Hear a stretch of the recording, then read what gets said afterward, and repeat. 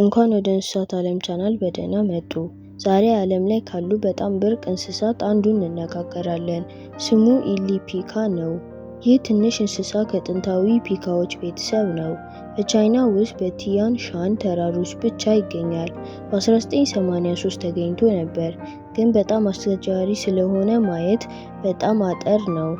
ቁጥሩ በጣም ትንሽ ስለሆነ የተጋላጭ ወይም ኢንዴንጀር ተብሏል። በዚህ ቪዲዮ ውስጥ ስለ ህይወቱ፣ መልኩ፣ ባህሪያቱ፣ መኖሪያው፣ መራባቱን፣ አደጋዎቹን እና የጥበቃ ጥረቶችን በዝርዝር እንመለከታለን። ቪዲዮ ሙሉ በሙሉ ተመልከቱ፣ ላይክ እና ሰብስክራይብ ያድርጉ። እንጀምር። ኢሊ ፒካ ትንሽ እንስሳ ነው። ርዝመቱ ከ20 ሴንቲሜትር ያህል ብቻ ነው። ክብደቱም ከ200 እስከ 300 ግራም አካባቢ ነው። ጆሮቹ ትልልቅ፣ አይኖቹ ትልልቅ እና ጥቁር፣ ፀጉሩ ቡናማ ግራጫማ ነው። በተለይ በበጋ እና በክረምት የፀጉር ቀለም ይለዋወጣል። ጭራው በጣም አጭር ነው። ከሌሎች ፒኮች ጋር ሲነጻጸር በጣም ልዩ ባህሪያት አሉት። ይህ መልክ ለቀዝቃዛ ተራራማ አካባቢዎች ተስማሚ ነው። ኢሊ ፒካ በቻይና ሰሜን ምዕራብ በኢሊ ክልል ተራሮች ከ3000 እስከ 4000 ሜትር ከፍታ ብቻ ይኖራል። በድንጋይ መካከል በትንሽ ጉድጓዶች ውስጥ ይኖራል። እንቅስቃሴው በቀን እና በማታ ነው። ምግቡ ሳሮች፣ ቅጠሎች እና ተክሎች ናቸው። በበጋ ምግብ ያከማቻል እና በክረምት ይበላል።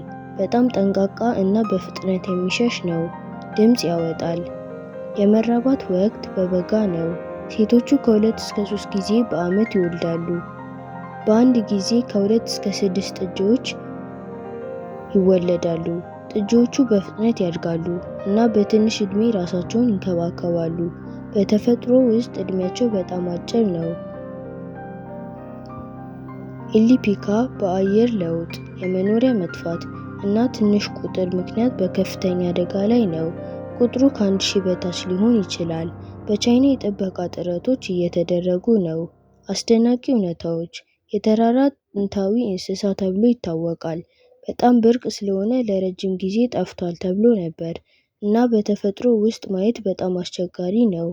ኢሊ ፒካ የተፈጥሮ ድንቅ ስራ እና የብዝሃ ህይወት ምልክት ነው። የእንስሳት ጥበቃ ለወደፊት ትውልድ አስፈላጊ ነው። ላይክ እና ሰብስክራይብ ያድርጉ። ቀጣይ ቪዲዮ ላይ እስከምንገናኝ ድረስ ቻው።